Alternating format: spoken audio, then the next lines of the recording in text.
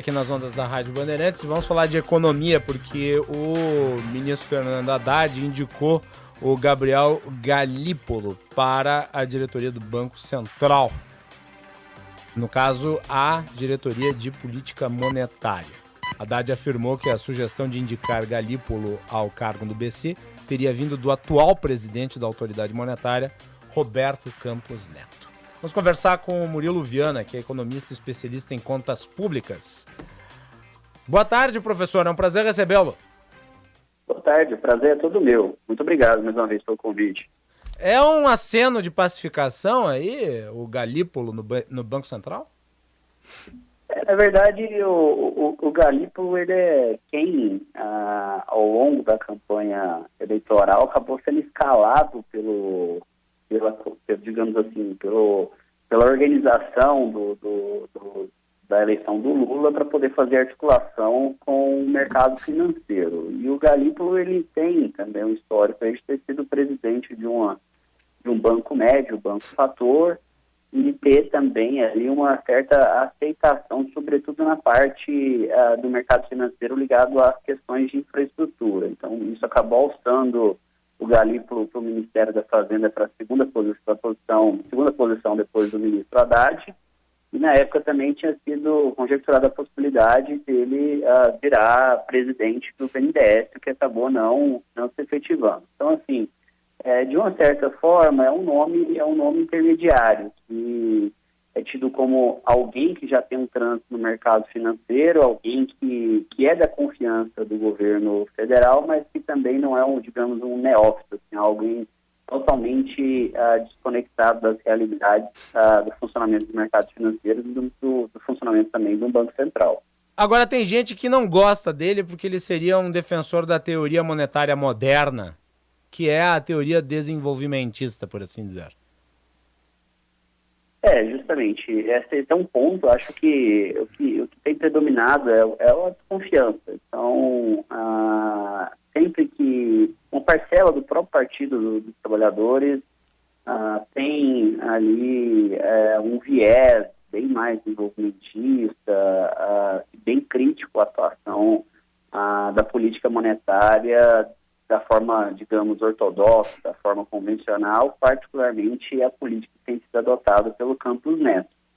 Porém, ao longo desses primeiros meses do mandato, o Galípolo tem adotado uma postura bastante, digamos, comedida, tem feito críticas mais suaves à condução da política monetária e tem sido um dos pilares dentro do governo federal para tentar amenizar as acusações à gestão do Banco Central e, particularmente, na tentativa de entregar ali por parte do governo federal uma âncora fiscal, uma regra fiscal que seja mais crível para o mercado e que sinalize não só para o Banco Central, a condição da política do Banco Central, como também por parte dos agentes financeiros de que a política fiscal do novo governo vai ser uma política sólida, que vai voltar a entregar superávites primários e que, portanto, por meio desse canal, o Banco Central poderia aí, indicar um início da trajetória de queda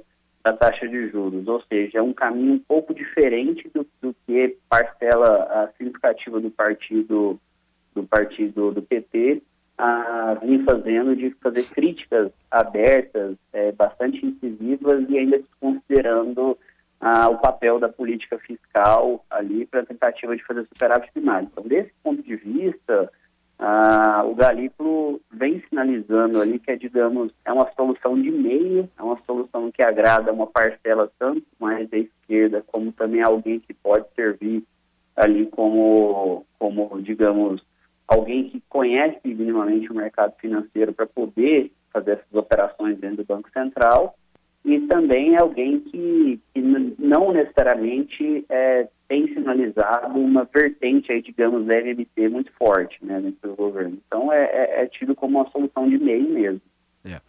Eu ouvi alguns até comentando a boca pequena que o Galípolo acabou sendo indicado para que um nome pior acabasse não sendo.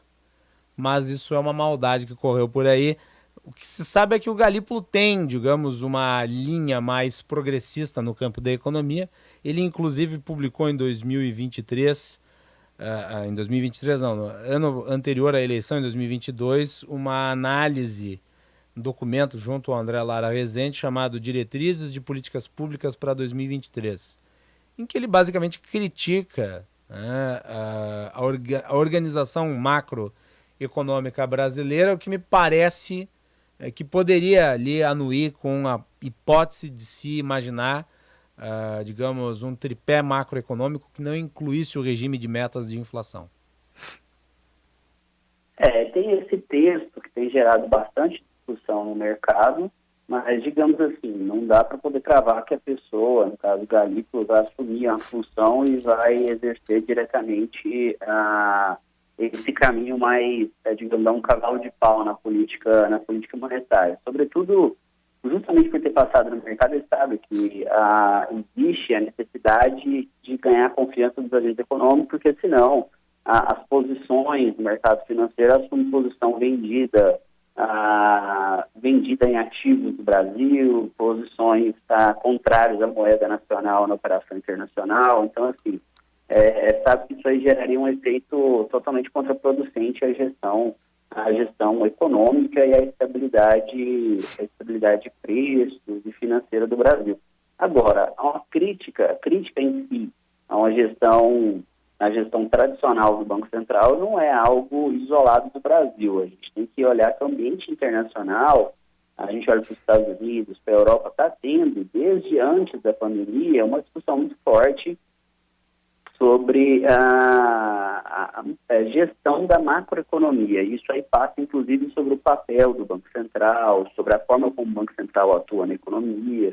Isso não é uma característica somente do Brasil, mas, como eu disse, qualquer mudança que venha a acontecer tem que ser algo paulatino, tem que ser baseado em evidências, em dados, não dá, evidentemente, fazer um cavalo de pau, para dar um cavalo de pau. Agora, a multiplicidade de visões de gestão de política econômica dentro do Banco Central, dentro do Ministério da Fazenda, dentro do Ministério do Planejamento, por exemplo, isso é bem-vindo. O que não dá é, novamente, buscar dar cavalo de pau na gestão de políticas. Isso aí, de fato, não leva a bons resultados, historicamente, não só no Brasil, como lá fora, né? Sim. Então, tem um receio por parte do mercado, por exemplo, porque agora o Banco Central ele é independente, então, ao longo do mandato do atual presidente, ele vai paulatinamente poder indicar pessoas para ocupar cargos de direção no Banco Central, que evidentemente vão ter direito a voto no Comitê de Política Monetária, portanto, definição da taxa de juros, inclusive futuramente do presidente da instituição. E essas pessoas que vão ser indicadas, elas vão poder crescentemente ter poder de definição desse governo atual na definição da política monetária. E também me parece que com a indicação de diretor de política monetária, o Galípolo acaba se transformando inequivocadamente num nome muito favorito para a sucessão do Campos Neto em 2025, né? Isso, justamente. Isso aí, de fato, ele se torna aí hoje o principal nome para assumir. Isso já vinha sendo discutido dentro do governo Lula, mas o que tem sido sinalizado é que o próprio Campos Neto sinalizou ao Haddad que o Galípolo seria um nome favorável a se ter dentro do Banco Central. Inclusive ali para tentar azeitar minimamente a relação entre Banco Central e Ministério da Fazenda, né? Então assim, na verdade, sobram dúvidas, sobram preocupações, mas é o famoso vamos ter que ver como vai acontecer, né? E o Galípolo, por outro lado, como eu falei, ali no ponto de vista dentro do mercado financeiro, ele já foi presidente de uma instituição, de um banco, ele tem também um trânsito muito forte na parte de projetos de infraestrutura, de financiamento de infraestrutura. É óbvio que isso aí, essa competência dele é diferente da qual ele vai exercer dentro do Banco Central, mas isso aí torna evidente que ele também tem um trânsito grande em meio aos empresários e também em meio às instituições financeiras, o que dá um certo, digamos, grau de confiança no futuro trabalho dele no Banco Central. Muito bem.